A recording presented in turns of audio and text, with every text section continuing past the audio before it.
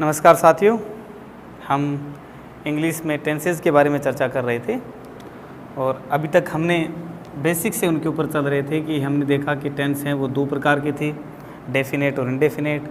उसके बाद डेफिनेट में हमने दो प्रकार के देखे थे, प्रेजेंट और पास्ट, और उसके बाद इनडेफिनेट में हमने देखा था फ्यूचर टेंस।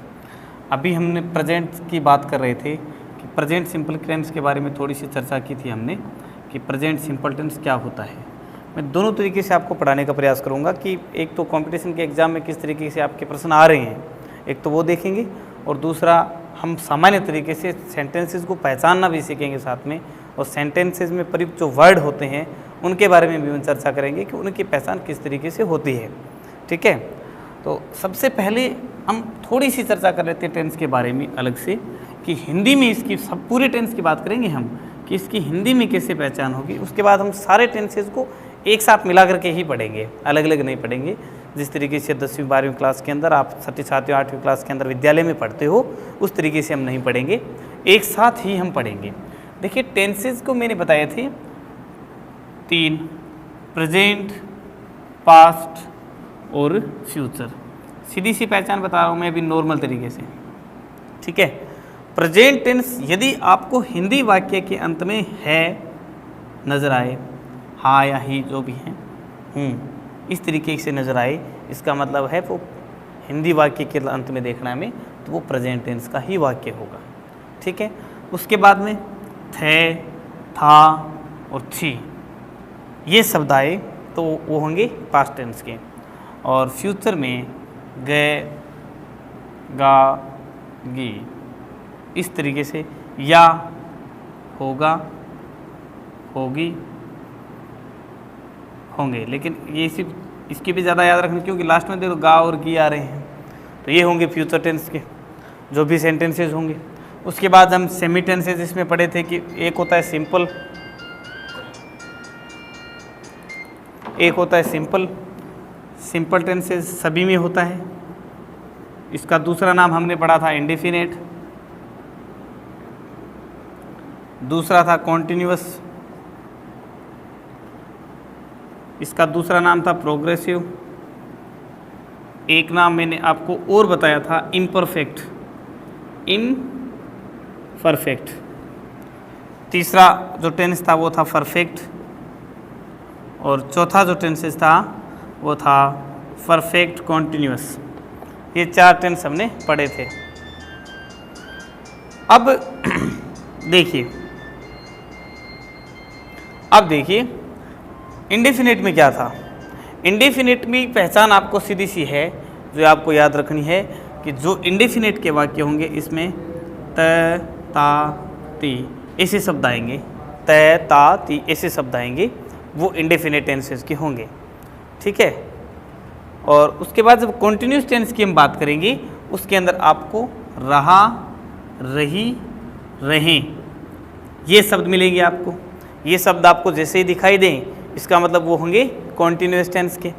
परफेक्ट टेंस की बात करें तो इसमें शब्द आएगा चुका, चुकी, चुके, ये शब्द आएंगे। और दूसरा भी एक और प्रकार हो गए उसके, हुआ, हुई, हुए, जैसे लिया, इस तरीके के जो शब्द आएंगे वो भी इसके अंतर्गत आएंगे। अभी हम नॉर्मल तरीके से आपको बात कर रहे हैं। और जो परफेक्ट कॉन्टिन्यूस है उसके अंदर भी यही है, रहा, रही, रहें, रही, रहें, लेकिन इसमें आपको से शब्द अवश्य दिखाई देगा, और से का मतलब होगा उसके अंदर आपको समय दिया हुआ होगा। जो कॉन्टिन्यूस टेंस है उनके अंदर सीधा रहा, रही, रहे नजर आएंगे, लेकिन जो परफेक्ट कॉन्टिन्यूस टेंस है उसके अंदर रहा, रही, रहे के साथ में से शब्द भी आपको देखने को मिलेगा। जैसे अब सेंटेंस की बात करेंगे, हम नॉर्मल सेंटेंस की बात करेंगे, आपको सीधा बताना है कि इसमें है कौन से टेंस का ये वाक्य। जैसे मैं विद्यालय में 6 घंटे पढ़ता हूँ, 6 घंटे पढ़ता हूँ, पहला वाक्य। दूसरा जो वाक्य है मैं यहाँ लिख देता हूँ ऊपर, दूसरा वाक्य, दूसरे, हम विद्यालय जाते थे, दूसरा वाक्य है। तीसरा वाक्य लिख देता हूँ, वह अपना गृह कार्य पूरा कर चुका होगा। पहले हम 3 की बात करते हैं। आपको सिर्फ इसके अंदर ये बताना है कि ये कौन से टेंस का वाक्य है, जिस टेंस का वाक्य है। अब देखिए, सबसे पहले आप अंतिम जो शब्द है, वाक्य का जो अंतिम शब्द है उसको आप एक गोल घेरे के अंदर बंद कर लीजिएगा। जो अंतिम शब्द है ना, वहीं आप अंतिम देखिएगा। 2 प्रकार के बताने कि टेंसेज कौन सा है, उसके बाद में हमें बताना है सेमी टेंसेज कौन सा है। जैसे इसमें अंतिम शब्द ये है, इसमें जो आपका अंतिम शब्द है वो ये है, और उसमें जो अंतिम शब्द जो आपका है ये है। ठीक है, अब देखिए इनमें फ़र्क क्या है। सबसे पहले देखिए हूँ शब्द आया है। हूँ शब्द आया है तो हूँ वाला मैंने कौन सा बताया था, ये रहा, ऊपर प्रेजेंट में बताया था। इसका मतलब ये जो वाक्य है ये प्रेजेंट टेंस का तो है ही है। ये वाक्य किस टेंस का है, प्रेजेंट टेंस का। अब इसके ऊपर इसकी बात करते हैं। इसमें अंतिम शब्द क्या आया है, थे आया है, तो थे, था, थी, और इसके अंदर आप थे भी लिख लो। इसका ये शब्द आपको मिले, इसका मतलब ये किस टेंस का वाक्य होगा, ये जो आपका जो होगा वो होगा पास्ट टेंस का वाक्य होगा। और जो तीसरा वाक्य है इसके अंदर आप अंतिम शब्द देखिए क्या आया है, गा आया है। गए हमने किस में बताया था, फ्यूचर टेंस के अंतर्गत बताया था। इसका मतलब जो ये जो सेंटेंसेस है वो फ्यूचर टेंस का होगा। ठीक है, हमने प्रेजेंट, पास्ट और फ्यूचर की हिंदी में सीधी पहचान सीख ली। अब देखिए जो सेमी टेंसेस है उनकी भी बात करते हैं। अभी हमने देख लिया सर ये तो पास्ट का है, ठीक है, अच्छी बात है, ये फ्यूचर का है, ठीक है, ये प्रेजेंट का है, ठीक है, लेकिन इसके अंदर भी तो अलग अलग प्रकार थे। वो अलग अलग प्रकार की कैसे बात करेंगे। अब आपको क्या करके आना है, इसको आपने डब्बा बना लिया। अब उसके जो सेकंड लास्ट शब्द है उसके गोल घेरा कर दीजिए। इसमें सेकंड लास्ट शब्द ये है, इसमें सेकंड लास्ट शब्द ये है, और इसमें भी सेकंड लास्ट शब्द ये है। ठीक है, अब देखिए, अब इसके अंदर क्या आया है, तय आया है। तय, तय मतलब कौन सा है, सिंपल वाला। कौन सा है, सिंपल वाला। इसका मतलब तय है आया है तो मतलब प्रेजेंट, तय है इसका मतलब है सिंपल। तो इसके प्रेजेंट के आगे हम नाम क्या लिख देंगे, सिंपल। ठीक है, इसका मतलब ये कौन से टेंसेस का वाक्य हो गया, प्रेजेंट सिंपल टेंस का वाक्य हो गया। दूसरी तरफ जाइए, यहाँ दूसरा शब्द भी क्या है, तय है। तय है, इसका मतलब सेमी टेंसेस में किसका होगा, इंडेफिनिट का होगा, सिंपल का होगा। अब इसका मतलब ये कौन से टेंस का वाक्य हो गया, ये हो गया अपने पास्ट सिंपल टेंस का वाक्य हो गया। तीसरा बात कीजिए, इसमें जो हमने गोल घेरा बनाया है वो किस टेंस का है, चुका नाम है। चुका किस में आ रहा है, ये रहा, चुका शब्द ये रहा। चुका किसके अंदर है, परफेक्ट के अंतर्गत है, तो इसके आगे हम क्या लगा देंगे, परफेक्ट। इसका मतलब हमने सारे के सारे टेंसेस की पहचान कर ली है वाक्य के अंदर देख करके कि ये जो वाक्य लिखा हुआ है वो किस टेंस का वाक्य मैंने लिखा है। अब इसको मैं मिटा रहा हूँ, साफ कर रहा हूँ, और इसको मिटाने के बाद में मैं आपके सामने 5 वाक्य लिखूंगा, और पांचों के पांचों जो वाक्य हैं उसकी आपको पहचान बतानी है कि ये कौन से टेंसेस के वाक्य हैं। देखिए, आपने यदि वाक्य को पहचान लिया, टेंसेस की वाक्य को पहचान लिया, और उसके बाद में टेंस में subject, object, verb, adverb, adjective, इनकी आपने यदि पहचान कर ली, इसका मतलब आपने 90% जो टेंस है वो सीख लिए हैं, फिर आपके कोई दिक्कत नहीं आएगी। ठीक है, जैसे अब मैं वाक्य लिख देता हूँ, अब छोटे छोटे जो आप तक स्कूल में पढ़े होंगे आपने, जैसे सीता बाजार जा रही होगी, सीता बाजार जा रही होगी। दूसरा मैंने लिख दिया, हम बचपन में क्रिकेट खेलते थे। हम बचपन में क्रिकेट खेलते थे। तीसरा वाक्य लिख देता हूँ मैं, तीसरा वाक्य यहाँ लिख दिया, वह 4 दिन से लगातार 8-8 घंटे पढ़ रहा है। तीसरा वाक्य लिख दिया। उसके बाद में चौथा यहाँ लिख देता हूँ, और चौथा वाक्य लिख दिया, वह अपने गांव पहुँच चुका होगा। ये हमने लिख दिए 4 वाक्य। दूसरी पहचान इसके अंदर मैंने क्या बताया था आपको कि कि जो सेंटेंसेस के जो अंतिम शब्द है उसके ऊपर आप डब्बा बना लीजिए। जो सेंटेंस के अंतिम शब्द है उनके ऊपर आप डब्बा बना लीजिए, वहाँ से हमें पता चलेगा ये शब्द है इसके अंत में। दूसरा देखिए इसके अंत में क्या शब्द है, ये रहा। उसके बाद इसके अंत में क्या शब्द है, ये रहा। और इसके अंतर्गत लास्ट में क्या शब्द है, ये रहा। अब देखिए इनमें से कौन सा आ रहा है। सबसे पहले हम मेन टेंसेस की बात करेंगे, उसके बाद सेमी टेंसेस की बात करेंगे। तो अब देखिए इसमें है लास्ट शब्द गए। गए है, गए कहाँ आ रहा है, फ्यूचर में। इसका मतलब ये जो टेंस होगा वो कौन सा होगा, फ्यूचर होगा। ठीक है, इसमें देखिए इसमें भी गए आ रहा है, इसका मतलब ये भी तो कौन सा टेंस होगा, फ्यूचर होगा। अब इसमें देखिए क्या आ रहा है, थे आ रहा है, तो थे आ रहा है, इसका मतलब ये कौन सा होगा, पास्ट होगा। ये हो गया पास्ट। और इसके अंतर देखिए लास्ट शब्द में क्या आ रहा है शब्द आ रहा है किस में आ रहा है, ये रहा। इसका मतलब ये कौन सा होगा, प्रेजेंट का होगा। ये तो हमने मेन टेंसेस की पहचान कर ली। अब सेमी टेंसेस की बात करें। सेमी टेंस मैंने क्या बताया था, सेकंड लास्ट शब्द को देखिए उसके ऊपर गोल घेरा बना दीजिए। ये शब्द है इसके अंतर्गत, इसके अंतर्गत ये है, इसमें ये है, और इसके अंतर्गत भी क्या है, ये है।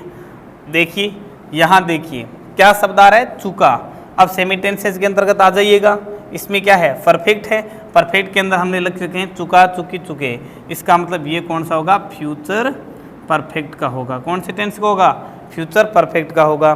दूसरा देखिए यहाँ आ जाइए, इसमें क्या शब्द आ रहा है, रही शब्द आ रहा है। रहा, रही, रहे कहाँ है, ये रहे, और एक तो ये रहे, रहा, रही, रहे, एक ये रहे, दोनों जगह हैं। दोनों में मैंने क्या फ़र्क बताया था, इसमें से शब्द मिलेगा, मतलब आपको समय दिया हुआ होगा।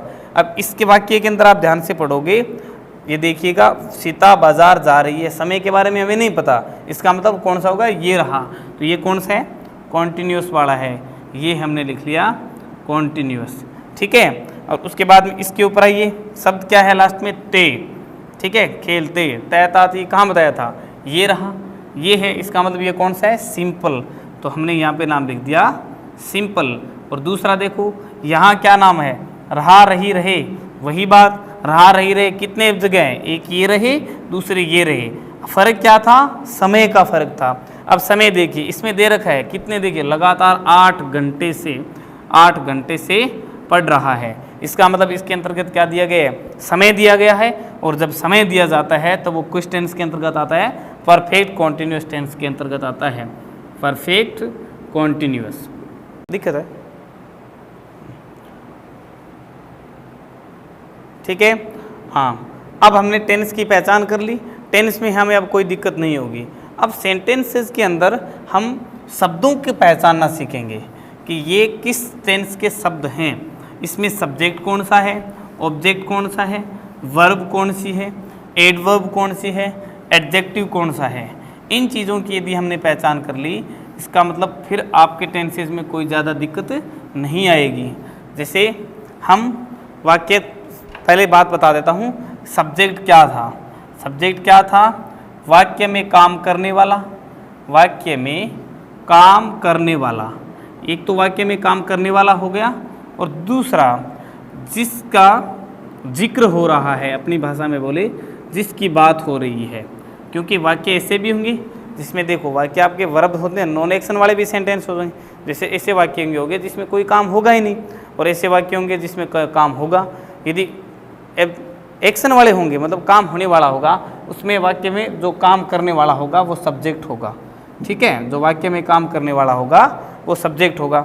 जैसे मैं पढ़ा रहा हूँ, मैं पढ़ा रहा हूँ, तो इसमें देखिए काम क्या हो रहा है, पढ़ाने का। काम क्या हो रहा है, पढ़ाने का। कौन कर रहा है, मैं कर रहा हूँ। ये इसके अंतर्गत क्या हो गया, सब्जेक्ट हो गया। हेल्पिंग वर्ब, हेल्पिंग वर्ब क्या होगी, सहायक क्रिया लगेगी। वो हमें टेंस की पहचान करने के बाद में देखनी है। इसकी अभी क्योंकि इंग्लिश में यूजेज आएगा तो वो बाद में देखेंगे। और उसके बाद में वर्ब मैंने आपको बताया था, वर्ब का मतलब क्या था, क्रिया, कि वाक्य में कोई न कोई काम हो रहा होगा, कि करता है वो कोई न कोई काम कर रहा होगा, वो आपकी क्या होगी, क्रिया होगी। उसके बाद में आपको देखना है ऑब्जेक्ट। उसके बाद में क्या देखना है आपको, ऑब्जेक्ट। ऑब्जेक्ट का हिंदी अर्थ क्या है, कर्म। उसके बाद में देखिए क्या और किसे, वाट और वूम शब्द का जो हमें उत्तर मिलेगा, क्या और किसे, जो शब्दों का उत्तर जो मिलेगा आप वर्ब से पूछिएगा। वर्ब से पूछिएगा वाट और वहूम, क्या, किसे, किसको, क्या, किसे, किससे, किसको, ऐसे शब्दों का जो उत्तर मिले, क्या, किसे, किससे, किसको, तो इसका मतलब वो क्या होगा, ऑब्जेक्ट होगा। ऑब्जेक्ट भी दो प्रकार के थे, ऑब्जेक्ट हैं दो प्रकार के, एक लिविंग ऑब्जेक्ट मतलब सजीव और एक निर्जीव। ठीक है, एक तो सजीव ऑब्जेक्ट था, एक है निर्जीव ऑब्जेक्ट। आपको सिर्फ वाक्य के अंतर्गत देखना है कि इनका जवाब क्या दे रहा है। ये निर्जीव वाला होगा, ठीक है, और ये होगा सजीव वाला। ठीक है, अब आपको वाक्य के अंतर्गत क्या देखना है, जैसे मैं पढ़ा रहा हूँ, इसमें कोई ऑब्जेक्ट नहीं है, ये सब्जेक्ट हो गया, ये हेल्पिंग वर्ब हो गई, पढ़ाना। ठीक है, अब इसी वाक्य को मैं ये लिख दूँ, मैं अंग्रेजी पढ़ा रहा हूँ। अब क्या काम हो रहा है, पढ़ाने का। अब आप प्रश्न पूछिए वर्ब से, क्या पढ़ा रहे हैं, क्या आ गया, इसका मतलब इसके अंतर्गत क्या आ गया, अंग्रेजी। इसका मतलब ये किस, इसमें क्या हो गया, ऑब्जेक्ट हो गया। ठीक है, सब्जेक्ट की पहचान होगी, वर्ब की पहचान होगी, ऑब्जेक्ट की पहचान होगी। ठीक है, उसके बाद में आपको एक ध्यान रखना है वाक्य के अंतर्गत एडजेक्टिव का। एडजेक्टिव का मतलब क्या बताया था मैंने, विशेषण बताया था। एडजेक्टिव का मतलब क्या होता है, विशेषण। विशेषण का मतलब क्या था, क्या होता है सामान्यतः कि आपको विशेषता बताने वाले जो शब्द होंगे, या तो वो नाउन की विशेषता बताएंगे या प्रोनाउन की विशेषता बताएंगे। जो विशेषता बताने वाले जो शब्द होंगे उनको हम क्या बोलेंगे, विशेषण बोलेंगे। इसी वाक्यों को मैं थोड़ा और इम्प्रूव कर रहा हूँ, वह हमें अच्छी अंग्रेजी पढ़ाता है, वह अच्छा व्यक्ति है। ठीक है, अब इसमें आप एडजेक्टिव की पहचान कौन सी होगी, देख लीजिए, ये रहा अच्छा है, ठीक है, और इसमें ये रहा अच्छी, मतलब विशेषता बताने वाले जो शब्द होंगे वो कौन से होंगे, विशेषण वाले शब्द होंगे। आगे ही पहचान, कोई दिक्कत नहीं है। अब हम दो तीन आप सीधा वाक्य बनाने का प्रयास करते हैं।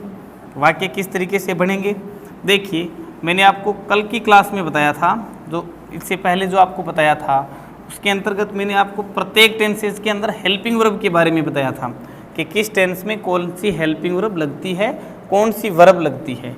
हेल्पिंग वर्ब की और वर्ब की पहचान आप यदि अब करनी है आपको, और देखिए हेल्पिंग वर्ब कौन कौन सी लग रही थी, हमने प्रेजेंट लिखा था, पास्ट लिखा था और लिखा था फ्यूचर, प्रेजेंट, पास्ट और फ्यूचर। दूसरा था सेमी के बाद की थी सिंपल, कॉन्टिन्यूअस, परफेक्ट और परफेक्ट कॉन्टिन्यूअस। ठीक है, उसमें हमने हेल्पिंग वर्ब लगी थी डू या डज, इसमें लिखी थी इज, एम, आर, और इसमें लिखी थी हैज़ या हैव, और इसमें लिखी थी हैज़ बीन या हैव बीन। यही पहचान थी प्रेजेंट में, प्रेजेंट पूरे में यही पहचान थी। पास्ट में थी डिड या वर्ब की सेकंड फॉर्म। ठीक है, इसमें थी वॉज या वर, इसमें था हैड और इसमें था हैड बीन। ठीक है, फ्यूचर की बात करें विल या सेल, और इसमें था विल बी या सेल बी, और इसमें था विल हैव या सेल हैव, और इसके अंतर्गत था विल हैव बीन या सेल हैव बीन। ये थी पहचान, इस हेल्पिंग वर्ब थी प्रत्येक टेंसेस के अंदर, ये हमने हेल्पिंग वर्ब लिखी थी। उसके बाद में मैंने आपको क्या बताया था कि जितने भी कॉन्टिन्यूअस टेंस है, चाहे सीधे कॉन्टिन्यूअस हो चाहे परफेक्ट कॉन्टिन्यूअस हो, इसमें वर्ब की फर्स्ट फॉर्म के साथ हमेशा आईएनजी का प्रयोग होगा। इसका मतलब इसमें भी आईएनजी लगेगा, इसमें भी लगेगा, ये कॉन्टिन्यूअस वाले हैं तीनों, इसमें भी वर्ब के साथ आईएनजी लगेगा। और यहाँ देखिए परफेक्ट कॉन्टिन्यूअस में इसके अंतर्गत भी आईएनजी लगेगा, यहाँ भी लगेगा और यहाँ भी लगेगा। ठीक है, ये तो आईएनजी वाले हो गए, इसका मतलब 6 पूरे हो गए। अब मैंने आपको बताया था जितने भी परफेक्ट टेंस हैं उसके अंतर्गत वर्ब की थर्ड फॉर्म का प्रयोग होगा। वर्ब की थर्ड फॉर्म परफेक्ट वाले कौन से हैं, ये रहे, मतलब यहाँ भी वर्ब की थर्ड फॉर्म, यहाँ भी वर्ब की थर्ड फॉर्म और यहाँ भी वर्ब की थर्ड फॉर्म का प्रयोग होगा। और तीसरी जो बात मैंने बताई थी कि जो सिंपल टेंस है, जितने भी सिंपल टेंस है उसके अंतर्गत वर्ब की फर्स्ट फॉर्म का प्रयोग होगा, वर्ब की फर्स्ट फॉर्म का प्रयोग होगा। इसका मतलब इसमें वर्ब की फर्स्ट फॉर्म आएगी, इसमें भी वर्ब की फर्स्ट फॉर्म आएगी, इसमें भी वर्ब की फर्स्ट फॉर्म आएगी। ये फॉर्म्स की बात हो गई। लेकिन आप देखोगे बड़े ध्यान से तो इसके अंतर्गत आपको ऐसा शब्द लिखा हुआ आपको मिलेगा, ठीक है, और यहाँ आपको वर्ब की सेकंड फॉर्म लिखी हुई नज़र भी आ रही है। तो ये कहाँ से आए? आपको मैंने बताया था कि एक टेंस के अंदर कुल हम 6 प्रकार के वाक्य पढ़ेंगे। एक टेंस के अंतर्गत 6 प्रकार के वाक्य पढ़ेंगे। तो जो सकारात्मक वाक्य होंगे, अफर्मेटिव जो सेंटेंस होंगे, ध्यान से सुनना, प्रेजेंट सिंपल का अफर्मेटिव सेंटेंस में यदि सब्जेक्ट सिंगुलर है, सब्जेक्ट क्या है? सिंगुलर है, तो इसमें वर्ब की फर्स्ट फॉर्म के साथ एस या ईएस का प्रयोग होगा। देखिए, वाक्य होना चाहिए सिंपल, ठीक है, प्रेजेंट वाला सिंपल। उसमें यदि वाक्य है अफर्मेटिव, मतलब वाक्य है सकारात्मक है, सिंपल में वाक्य है यदि सकारात्मक है, तब आपको इसके अंतर्गत क्या करना है? वो सकारात्मक के साथ सब्जेक्ट भी होना चाहिए सिंगुलर, सब्जेक्ट सिंगुलर होना चाहिए, प्लूरल नहीं होना चाहिए। उसमें वर्ब की फर्स्ट फॉर्म के साथ किसका प्रयोग होगा? एस या ईएस का प्रयोग होगा। अब इसके अंतर्गत बात करें सेकंड फॉर्म की, वाक्य होगा सिंपल, पास्ट सिंपल का वाक्य है, इसमें सेंटेंस होना चाहिए अफर्मेटिव, सेंटेंस होना चाहिए अफर्मेटिव, मतलब सकारात्मक वाक्य होना चाहिए। अब यदि यहाँ सकारात्मक वाक्य होगा तो इसमें हम वर्ब की सेकंड फॉर्म का प्रयोग करेंगे। किसका प्रयोग करेंगे? वर्ब की सेकंड फॉर्म का प्रयोग करेंगे। 2 ही अपवाद स्वरूप वाक्य हैं, 2 ही हैं, आप सीधा याद कर सकते हो। कॉन्टिन्यूस वाले आईएनजी, परफेक्ट वाले थर्ड फॉर्म, सिंपल वाले फर्स्ट फॉर्म। 2 प्रेजेंट सिंपल का सकारात्मक वाक्य में यदि कर्ता एक वचन हो तो वर्ब के साथ एस या ईएस का प्रयोग होगा। पास्ट सिंपल के सकारात्मक वाक्य में वर्ब की सेकंड फॉर्म का प्रयोग होगा। अब थोड़े से हम सकारात्मक एक वचन और बहुवचन की बात कर लेते हैं। एक वचन और बहुवचन की बात करें, देखिए एक वचन वाले, एक वचन में कौन से आते हैं? इंग्लिश में मैं आपको जहाँ भी एस आई एन या एस लिखता हुआ नजर आए, आप समझ जाना कि मैं एक वचन की चर्चा कर रहा हूँ। एक वचन में देखिए, ही आ जाए, सी आ जाए, इट आ जाए या कोई एक नाम आ जाए, कोई एक नाम, वो हमेशा किसकी श्रेणी के अंतर्गत आएंगे? एक वचन इस कर्ता की श्रेणी के अंतर्गत आएंगे। ही, सी, इट या कोई नाम तो होगा एक वचन। और अब बहुवचन की बात करें, बहुवचन में कौन से होंगे? मतलब प्लूरल होता है बहुवचन, और बहुवचन में आई, वी, दे, आई, वी, दे या एक से अधिक नाम, एक से अधिक नाम, मतलब सीधा नाम आ गया राम, इसका मतलब एक वचन, और वाक्य में है राम और श्याम, इसका मतलब है बहुवचन। एक शब्द जो इसके अंतर्गत छूट गया है, एक शब्द है जो इसके अंतर्गत छूट गया है, वो क्या है? यू है। आपने पढ़ा होगा बचपन में कि ही, सी, इट या कोई नाम एक वचन, आई, यू, वी, दे ये होते हैं बहुवचन। लेकिन यू थोड़ा सा क्या है, नहीं सॉरी है, यू इसके अंतर्गत आएगा। आई जो आई शब्द है उसमें परिवर्तन होगा, ठीक है, यू में नहीं होगा, आई में परिवर्तन होगा। आई का मतलब उस हिंदी अर्थ होता है मैं, और मैं की अगर थोड़ी सी बात करें, मैं जिसमें हो, इसका मतलब घमंडी किस्म के आदमी है, मैं वाला वही होगा। इसका मतलब मैं जो घमंड है वो कभी चलता नहीं है। तो आई क्या किस तरीके का बंदा है? आई है दल बदलू आदमी, आई है दल बदलू। कैसे कि आई का प्रयोग, आई का जो प्रयोग होगा वो प्रेजेंट में जो होगा वो होगा बहुवचन के रूप में, ठीक है, और जैसे ये पास्ट के अंतर्गत आएगा ये आ जाएगा एक वचन में, ठीक है, और फ्यूचर में जैसे ही जाएगा ये वापस किस में आ जाएगा? बहुवचन में। नहीं तो फ्यूचर की बात करेंगे, विल और सेल था, विल या सेल था। आपने अब तक पढ़ा कि आई और वी के साथ सेल, बाकी सबके साथ विल। इसकी भी आपकी जो भ्रांति है उसको भी हम दूर करेंगे। आई और वी के साथ विल का प्रयोग भी होता है, हजारों सेंटेंस ऐसे मैं बताऊंगा कि आई और वी के साथ विल भी लगेगा। ज़रूरी नहीं है हमेशा कि आई और वी के साथ सेल लगेगा जब फ्यूचर टेंस की बात होगी और नहीं तो विल लगेगा, ऐसा बिल्कुल नहीं होगा। मैं आपको बताऊंगा बहुत सारे ऐसे सेंटेंसेस जिसमें आई और वी के साथ विल का प्रयोग करेंगे, इसके बारे में अभी आपकी चर्चा नहीं करूँगा, ये थोड़ी सी अलग बात है। ठीक है, अब हम इतनी चीज़ पढ़ ली, टेंस की पहचान भी पढ़ ली, हेल्पिंग वर्ब भी पढ़ ली, वर्ब भी पढ़ ली। अब सारे टेंसेस को कंबाइंड करके हम एक साथ में पढ़ेंगे, सारों को कंबाइंड करके। आपको इतने याद रखनी है, आप अपने साथ में कॉपियों में नोट डाउन भी कर लीजिएगा, ताकि आपको फिर मैं मिटा दूंगा यहाँ से, तो मुझे मिटाने पड़ेंगे क्योंकि जगह बचेगी नहीं। फिर हम जब सेंटेंसेस बनाएंगे तो आप कॉपी को नोट करके उसके कॉपी के पीछे के पेज को साथ में देखते रहना कि हम किस तरीके से वाक्य बना रहे हैं। आज हम नॉर्मल सेंटेंसेस बनाएंगे और उसके बाद कल एक दो क्लासें और लगेगी टेंसेस के अंदर, जिसमें एक क्लास के अंदर हम हाई लेवल के सेंटेंसेस बनाएंगे। ट्रांसलेट करना मैं आपको बताऊंगा कि हिंदी से अंग्रेजी में कैसे ट्रांसलेट करते हैं, और उसके बाद एक आगे की क्लास में आपको ये भी बताऊंगा कि आपके उसके अंतर्गत जो एग्ज़ाम है उसमें किस तरीके से आते हैं। एग्ज़ाम में ट्रांसलेट करना नहीं आता, लेकिन फिर भी मैं पहले आपको बता रहा हूँ ताकि आप वाक्य की आराम से पहचान कर सको। जैसे पहला वाक्य हम अब बात करेंगे, हमें थोड़ी सी बात करेंगे प्रेजेंट सिंपल की, क्योंकि इसमें थोड़ा अलग है, सकारात्मक नकारात्मक उसमें थोड़ा सा अलग है। प्रेजेंट सिंपल की बात कर रहे हैं, जैसे हम गांव जाते हैं, ये लिख दिया, और दूसरा इसी रूप में लिख दिया कि सीता गांव जाती है।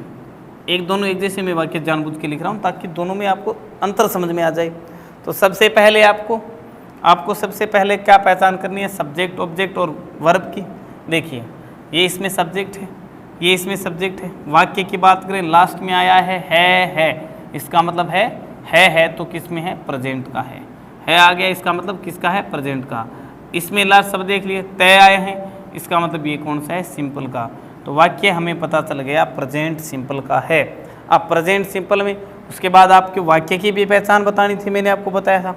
वाक्य कितने बताए थे मैंने, वाक्य बताए थे सकारात्मक, वाक्य होते हैं नकारात्मक, वाक्य होते हैं प्रश्नवाचक, वाक्य होते हैं प्रश्नवाचक, और प्रश्नवाचक भी दो तरीके के बांटे थे। और प्रश्नवाचक में आपने पढ़ा प्रश्नवाचक नकारात्मक, ठीक है। और उसके बाद WH प्रश्नवाचक वाले वाक्य, इसमें साथ में WH प्रश्नवाचक वाले और WH प्रश्नवाचक नकारात्मक वाले वाक्य भी। सबसे पहले हमें देखना पड़ेगा कि वाक्य है कौन सा। इसके बाद साधारण सी बात हो रही है इसके अंतर्गत, इसका मतलब देखो सकारात्मक में मैंने क्या बताया था, ने तो आपको क्या शब्द मिलेगा, क्या क्यों कैसे, प्रश्न पूछने वाले शब्द, प्रश्न सूचक जो शब्द होते हैं, ठीक है। इसमें न तो कोई प्रश्न पूछने वाले शब्द मिलेंगे और न ही आपको नहीं शब्द मिलेगा, इसका मतलब वो होगा सकारात्मक वाक्य। नकारात्मक होगा, इसके अंतर्गत आपको नोट शब्द अवश्य ही मिलेगा, और जब हिंदी में होगा उसमें नहीं शब्द मिलेगा। और प्रश्नवाचक वाक्य में या तो कोई प्रश्न सूचक शब्द मिलेंगे, वाक्य के अंतर्गत प्रश्न सूचक शब्द मिलेंगे, ठीक है। और जब अंग्रेजी की बात करेंगे तो अंग्रेजी में क्या होगा, या तो कोई आपको WH वर्ड मिलेगा, या टेंस हेल्पिंग वर्ब है वो आपको शुरुआत में मिलेगी। इसका मतलब वो कौन से वाक्य होंगे, प्रश्नवाचक वाक्य होंगे। और इसमें ये दोनों शब्द भी मिलेंगे, साथ में नोट भी मिलेगा, मतलब नहीं शब्द भी मिलेगा, इसका मतलब वो होंगे प्रश्नवाचक नकारात्मक वाक्य, ठीक है। और अब इसके ऊपर आ जाइए वापस, मैंने आपको बताया था सबसे पहले सब्जेक्ट की बात करें तो सब्जेक्ट है ये रहे, इसमें ये सब्जेक्ट है, इसमें ये सब्जेक्ट है। और उसके बाद में आपको मैंने बताया था वर्ब, देखिए इसमें भी वर्ब है और इसमें भी वर्ब है। और इसमें गांव, ये यहाँ भी गांव है, ये ऑब्जेक्ट नहीं एडवर्बियल्स हैं। एडवर्बियल्स की अभी चर्चा कर लेते हैं। एडवर्बियल्स का मतलब क्या होता है, एडवर्बियल्स का मतलब होता है वाक्य में आपको मिलेगा कौन, कहाँ, कब और कैसे। आप वर्ब से प्रश्न पूछिएगा, कौन, कहाँ, कब और कैसे। इन प्रश्नों का जब हमें उत्तर मिलेगा, इसका मतलब वो वाक्य होंगे एडवर्बियल्स। वो वाक्य के अंतर्गत क्या होंगे, एडवर्बियल्स होंगे। मैंने आपको एक फॉर्मूला बताया है, सबसे पहले अफर्मेटिव का फॉर्मूला जान लीजिए, दिमाग पे नोट कर लीजिएगा, हमेशा काम में ये लेना है आपको। अफर्मेटिव का फॉर्मूला क्या होगा, अफर्मेटिव का फॉर्मूला होगा subject, helping verb, main verb, adjective, object और एडवर्बियल्स, ठीक है। ये होता है मेन फॉर्मूला। आप इस फॉर्मूले के हिसाब से वाक्य बनाएंगे। ठीक है। सबसे पहले आप सब्जेक्ट लिखेंगे, और जब हम नेगेटिव की बात करेंगे तो नेगेटिव में आप फिक्स, आपको पता है कि थर्ड प्लेस पे क्या लग जाएगा, नोट लग जाएगा जब हम बात करेंगे नेगेटिव की। और जब प्रश्नवाचक की बात करेंगे तो प्रश्नवाचक में ये इन दोनों का स्थान बदल जाएगा, हेल्पिंग वर्ब पहले आ जाएगी और सब्जेक्ट बाद में चला जाएगा। और प्रश्नवाचक नकारात्मक की बात करेंगे तो वही तीसरे नंबर पे नोट लगा दो।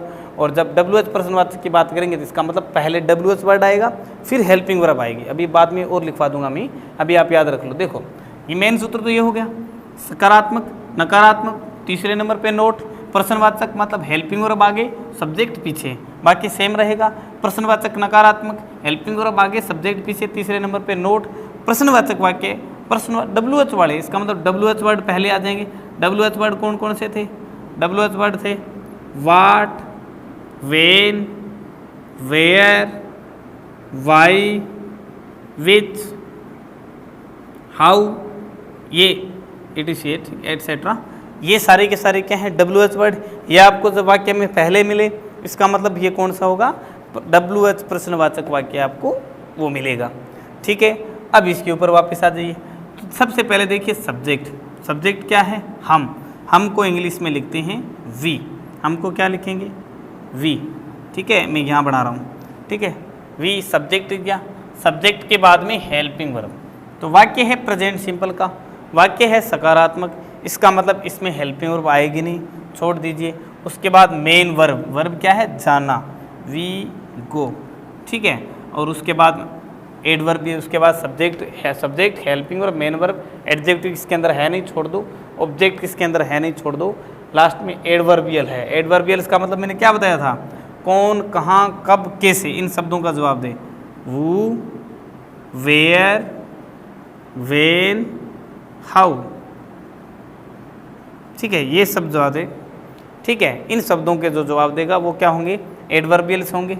ठीक है, अब इसमें कहाँ की बात हो रही है, कहाँ पूछ रहा है, इसका मतलब गांव, आप लास्ट में लिख दिए गो टू विलेज। अब टू ये इसका प्रयोग मैंने यहाँ क्यों किया, अभी थोड़ी सी प्रीपोजिशन के बारे में जब आपको चर्चा करूँगा तब आप अभी इतना याद रख लीजिएगा। ठीक है, दूसरा वाक्य देख लिए, सीता मैंने लिख दिया सीता, और उसके बाद में मैं लिख रहा हूँ गोज टू विलेज। दोनों में फ़र्क क्या है, इसमें वाक्य एक जैसे हैं, सब्जेक्ट अलग अलग है, बाकी ऑब्जेक्ट एडवर्बियल सेम है, वर्ब सेम है, टेंसेज सेम है। लेकिन यहाँ देखिए मैंने लिखा है सिर्फ गो और यहाँ लिखा है गोज। कारण क्या था, मैंने आपको अभी बताया था, पहले क्या बताया था, इसमें क्या है, ये जो सब्जेक्ट है ये प्लूरल है, सब्जेक्ट क्या है प्लूरल है इसके अंतर्गत, और इसमें जो आपका जो सब्जेक्ट है वो क्या है सिंगुलर है, सब्जेक्ट क्या है सिंगुलर है, यही फ़र्क है दोनों में। और मैंने आपको बताया था प्रेजेंट सिंपल के सकारात्मक वाक्य के अंदर, प्रेजेंट सिंपल के सकारात्मक वाक्य के अंदर यदि कर्ता एक वचन हो, यदि कर्ता एक वचन हो तो वर्ब के साथ अस या ईएस का प्रयोग होगा। अब देखिए अस कहाँ लगेगा और ईएस कहाँ लगेगा, इसमें भी फर्क है, अस कहाँ लगेगा और ईएस कहाँ लगेगा। देखिए आप देखिए वर्ब की डेफिनेशन, वर्ब की जो स्पेलिंग है, वर्ब की जो स्पेलिंग है, उनके अंतिम शब्द देखिए, उनके अंतिम शब्द, उनके अंतिम अक्षर को देख लीजिएगा, एस हो, डबल एस हो, सी एच हो, ओ हो, एक्स हो, जेड हो, ये शब्द आपको मिले, इसमें आप कर देना ईएस का प्रयोग। ये शब्द आपको मिलेंगे तो आप इसमें क्या करोगे, ईएस का प्रयोग कर लो, और बाकी जो मिलेंगे उसमें एस का प्रयोग कर लो। जैसे वह आते हैं, वह आते हैं।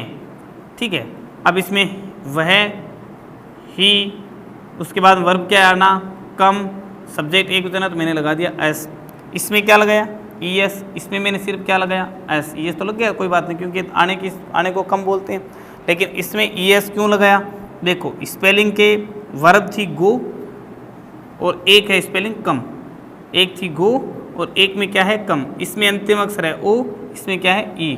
मैंने क्या बताया था, इनमें से कोई भी एक आपको शब्द मिले, कर्ता एक वचन होना चाहिए, ये भी विशेष ध्यान रखना, जैसे इनमें से कोई भी एक शब्द आपको मिले और यदि एक शब्द जो शब्द है इनमें से कोई हो, अब देखो ओ यहाँ है इसके अंदर आया, तब आप किसका प्रयोग करोगे, ईएस का प्रयोग करोगे, और इनमें से नहीं है जैसे इसमें क्या ई, लास्ट में ई है, यहाँ कोई ई नहीं है, इसका मतलब हमने किसका प्रयोग कर दिया, सीधा एस का प्रयोग कर दिया।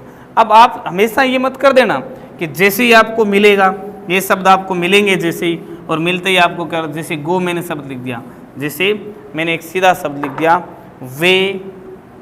वे बाजार जाते हैं, वे बाजार जाते हैं, लिख दिया मैंने।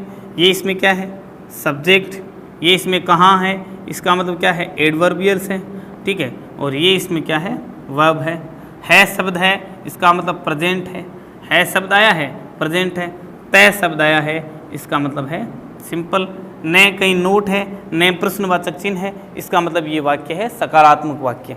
बढ़ाएंगे कैसे, सबसे पहले लिखिए सब्जेक्ट है वे को इंग्लिश में क्या बोलते हैं हम, दे, ठीक है। और उसके बाद में हेल्पिंग वर्ब, प्रेजेंट सिंपल का अफर्मेटिव सेंटेंस है, हेल्पिंग वर्ब होगी नहीं। उसके बाद में आइए मेन वर्ब क्या है, जाना, गो, दे गो, और उसके बाद वो कहाँ जा रहे हैं, बाजार, तो टू मार्केट, ठीक है। अभी एक और दूसरा मैंने क्या लिखा था अभी अपन हमने वाक्य लिखा था, सीता गांव जाती है, तो इसमें मैंने क्या बनाया था, सीता गोज टू विलेज। और एक वाक्य हमने और बनाया था अभी, ये हम गांव जाते हैं, तो इसमें क्या लिखा था मैंने, वी गो टू विलेज। देखिए एक जैसे वाक्य हैं, सारे के सारे एक जैसे हैं, लेकिन कहीं आपको एस या एस नज़र आ रहा है, कहीं नज़र नहीं आ रहा है। कारण क्या है, देखिए वी सब्जेक्ट, दे सब्जेक्ट, इनमें दोनों में क्या है, सब्जेक्ट है प्लूरल, सब्जेक्ट क्या है, प्लूरल है। दे वी मैंने आपको लिखाए थे अभी ऊपर प्लूरल वाले, इससे पहले लिखाए थे, कौन कौन से थे, यू वी दे, या एक से अधिक नाम, ठीक है। तो ये है प्लूरल में कभी भी नहीं लगेगा। जब सिंगुलर होगा, जैसे सीता है, ये सिंगुलर है, तो इसके साथ हमने क्या लगा दिया, ईएस लगा दिया।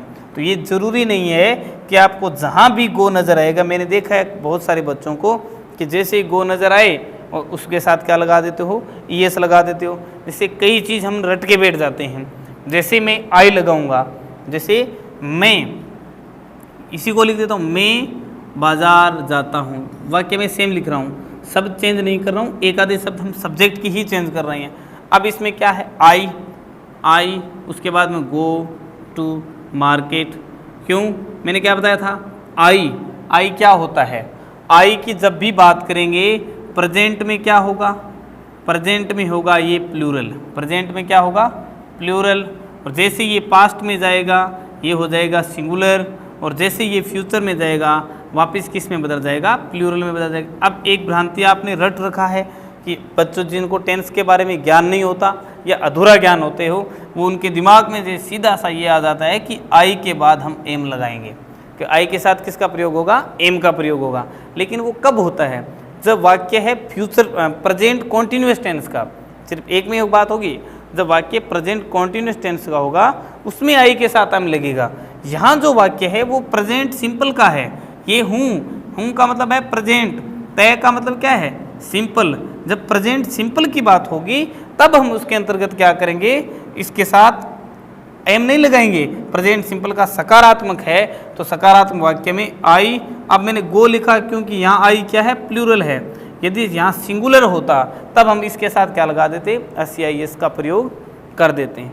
अब इन्हीं के यदि हम नेगेटिव बनाते हैं, यही जो वाक्य है इनके नेगेटिव बनाएं तो इस पे कैसे बनेंगे, नेगेटिव कैसे बनेंगे, सकारात्मक की कोई हेल्पिंग वर्ब नहीं लगेगी। लेकिन अब जैसे नकारात्मक बनाएंगे, जैसे इस पहले को बना देते हैं दे गो टू मार्केट है, लेकिन अब मैंने क्या बताया था, प्रेजेंट सिंपल में जो आपके जो हेल्पिंग वर्ब जो लगती है वो क्या लगती है, डू या डज। प्रेजेंट सिंपल में हेल्पिंग वर्ब कौन सी लगेगी, डू या डज, ठीक है। तो प्रेजेंट सिंपल में हेल्पिंग वर्ब लगी डू या डज। मैंने आपको क्या पहचान बताई थी हेल्पिंग वर्ब में, देखिए दो हेल्पिंग, जहाँ एक ही हेल्पिंग वर्ब लग रही है इसका मतलब वो तो एक वचन में भी वही आएगी और बहुवचन में भी वही आएगी। लेकिन यदि हेल्पिंग वर्ब दो लग रही है, अब उनमें से क्या होगा, एक वचन की होगी, एक बहुवचन की होगी। एक वचन की पहचान क्या बताई थी, आप हेल्पिंग वर्ब को ध्यान से देखिए, हेल्पिंग वर्ब की स्पेलिंग का अंतिम अक्षर देखिए, स्पेलिंग का अंतिम अक्षर आपको एस नजर आए, इसका मतलब वो क्या होगा, एक वचन होगा। और यदि एस नज़र न आए तो क्या होगा, बहुवचन होगा। ठीक है, अब देखिए वे बाजार जाते हैं, हम लिखेंगे दे। अब जब नकारात्मक की बात होगी तो क्या होगा, वे बाजार नहीं जाते हैं। जब नकारात्मक की बात होगी तो वाक्य क्या बनेगा, वे बाजार। एक ही वाक्य को लेकर बना रहा हूँ मैं, सारे आप बना लेना, बाकी क्या प्रैक्टिस करना, मैं इसी को बना रहा हूँ कि हिंदी में कैसे वाक्य होंगे फिर उसको हम इंग्लिश में कैसे लिखेंगे। ठीक है, देखिए ये आपके सामने फॉर्मूला पड़ा है।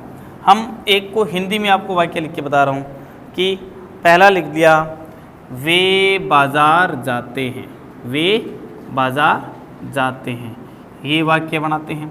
उसके बाद वे बाजार नहीं जाते हैं। तीसरा लिख लिया क्या वे बाजार जाते हैं, क्या वे बाजार जाते हैं। चौथा लिख लिया क्या वे बाजार नहीं जाते हैं, नहीं जाते हैं, प्रश्नवाचक चिन्ह लगा दीजिएगा। ठीक है, और पांचवा लिखेंगे वे बाजार क्यों जाते हैं, क्यों जाते हैं। और छठा हमने लिख लिया वे बाजार क्यों नहीं जाते हैं। ये 6 प्रकार के वाक्य बताए थे मैंने आपको, एक में बनेंगे 6 के 6 वाक्य बनेंगे। देखिए पहले आप पहचान कीजिएगा वाक्य है कौन कौन से, सारे सकारात्मक कौन से हैं, नकारात्मक कौन से हैं। ये है आपका अफर्मेटिव, ठीक है, ये है नेगेटिव, ये है इंटेरोगेटिव, ये है इंटेरोगेटिव नेगेटिव। ठीक है, और इसके बाद में है ये है WH इंटेरोगेटिव। ठीक है, और ये है WH इंटेरोगेटिव नेगेटिव। ये वाक्य हैं, सारे के सारे पहचान तो हमने कर ली थी, प्रेजेंट सिंपल के ही हैं। तो सबसे पहले हमने इसको कैसे बनाया था, they go to market, they go to market. Affirmative का ये फॉर्मूला पड़ा है, और नेगेटिव के मैं चलो फॉर्मूले लिख देता हूँ आपको। नेगेटिव का फॉर्मूला क्या होगा, subject, helping verb, note, main verb, adjective, object और एडवर्बियल्स। ये हो गया नेगेटिव का। इंटेरोगेटिव की बात कर लो, क्या होगा, हेल्पिंग वर्ब पहले plus subject plus main verb plus adjective plus object और प्लस एडवर्बियल्स। ठीक है, और उसके बाद इंटेरोगेटिव नेगेटिव की बात करेंगे तो ये सेम सही रह जाएगा। फ़र्क क्या होगा, यहाँ पे ये प्लस था, यहाँ बीच में क्या लग जाएगा, नोट लग जाएगा। और जब हम WH प्रश्नवाचक की बात करेंगे तो वो कैसे होगा, पहले WH वर्ड, फिर हेल्पिंग वर्ब, फिर क्या होगा सब्जेक्ट, और उसके बाद में क्या होगा एडजेक्टिव, उसके बाद में ऑब्जेक्ट और उसके बाद में एडवर्बियल्स हो जाएगा। और जैसे ही हम इंटेरोगेटिव WH इंटेरोगेटिव नेगेटिव पढ़ेंगे तो ये आप चाहे नोट यहाँ लगा दो तो भी सही है, यहाँ लगा दोगे तो भी जैसे आप सब्जेक्ट के बाद लगाना अच्छा रहेगा, लेकिन दोनों ही जगह आप यहाँ भी लगा दो तब भी सही होगा और यहाँ लगाओगे तब भी सही होगा। ठीक है, अब इनके अनुसार वाक्य बनाते हैं। पहला बना लिया वे बाजार जाते हैं, दे गो टू मार्केट। दूसरा बनाइए, दूसरा कैसे बनेगा, दे अब उसके बाद में सब्जेक्ट नेगेटिव में था, हेल्पिंग वर्ब, अब हेल्पिंग वर्ब यहाँ लगेगी, सकारात्मक में नहीं लग रही थी, यहाँ तो लगेगी। डू या डज इसमें क्या होगा, डू, क्योंकि प्लूरल है तो क्या लगेगा, डू। अब उसके बाद में सब्जेक्ट हेल्पिंग वर्ब, उसके बाद में क्या है, नोट, हमने लिख दिया नोट, दे डू नोट। उसके बाद मेन वर्ब क्या है, गो, और उसके बाद में ऑब्जेक्ट है नहीं, एडवर्बियल्स है कहाँ, बाजार, तो they do not go to market. ये हमने लिख दिया नेगेटिव वाक्य। अब इंटेरोगेटिव की बात कीजिए, इंटेरोगेटिव कैसे बनेगा, और इंटेरोगेटिव कैसे बनेगा, इंटेरोगेटिव में हमें क्या करना है, सबसे पहले लिखनी है हेल्पिंग वर्ब। तो हेल्पिंग वर्ब इसी को देख लो, इसमें ये आगे आ जाएगी, do they go to market, और उसके बाद में प्रश्नवाचक चिन्ह लगा दिया। सबसे पहले helping verb, subject, main verb, adjective है नहीं, ऑब्जेक्ट है नहीं, एडवर्बियल्स। ठीक है, लिख दिया। अब उसके बाद में वे बाज़ार नहीं जाते हैं तो डू दे तीसरे नंबर पे लगाइए नोट गो टू मार्केट, ठीक है। उसके बाद में हमने लगा दिया प्रश्नवाचक चिन्ह। और अब आगे देखिए, आगे क्या होगा, यहाँ देखिए, यहाँ पर अब वे बाज़ार क्यों जाते हैं, ये शब्द आ गया क्यों। क्या बताया था मैंने, जब प्रश्न पूछने वाले शब्द शुरुआत में हो और हमें उसका जवाब हाँ या ना में देना हो सिर्फ, उसका मतलब ये होंगे प्रश्नवाचक वाक्य। यदि वाक्य के बीच में हो प्रश्नवाचक चिन्ह कोई भी, क्यों, कब, कहाँ, कैसे, इस तरीके से शब्द आपको बीच में नजर आएंगे। और जब बीच में नजर आएंगे तब आपको क्या करना है कि सबसे पहले WH वर्ड लिखना है। क्यों, क्यों का मतलब why, WH word, helping verb क्या है डू, सब्जेक्ट क्या है दे, गो टू मार्केट, लिख लिया। और उसके बाद में why do not they go to market लिखो, चाहे why do they not go to market लिखो, एक ही बात है, दोनों सेम ही होंगे, दोनों में उत्तर वही आएगा, मतलब दोनों तरीके से सही होंगे। ये है प्रेजेंट सिंपल टेंस, इसको आपको सीखना है। सबसे एक तरीके से कठिन भी है, और इसको यदि आपने ढंग से सीख लिया, इसका मतलब आगे आने वाले टेंसेज में आपको एक टेंसेज में आपको 5 से 10 मिनट लगेगी सीखने में, कोई दिक्कत ज़्यादा आगे नहीं आएगी। ये प्रेजेंट सिंपल। अब देखते हैं कि एग्ज़ाम में किस तरीके से आएंगे, एग्ज़ाम में किस तरीके से आएंगे। एग्ज़ाम में कैसे आएगा, आपको देगा वाक्य इस तरीके से दिया जाएगा, ही, फिर खालिस्तान दे दिया जाएगा, कम, और इसके बाद में स्कूल, और इसके बाद में यहाँ लिख दिया डेली, ये शब्द आ जाएगा। और फिर आपको क्या करना पड़ेगा, फिल इन द ब्लैंक्स, आपने प्रश्न पढ़ा होगा, मतलब correct forms of the verb ये पढ़ा होगा, वो किस तरीके से भरे जाएंगे। उसके लिए आपको कुछ सामान्य से शब्द हैं, कीवर्ड्स हम बोलते हैं, उनको याद करने हैं, कीवर्ड्स को याद करने हैं। और उसके बाद में कुछ हम फैक्ट्स बताएंगे, सीधा सा बता देता हूँ। प्रेजेंट सिंपल में सार्वभौम सत्य की बात हो गई, और उसके बाद साइंटिफिक मैथमेटिक्स ट्रूथ की बात हो गई, कहावतें हो गई, और उसके अंतर्गत हम प्रेजेंट सिंपल टेंस का प्रयोग करेंगे, वो अभी आपको बाद में बताऊँगा मैं।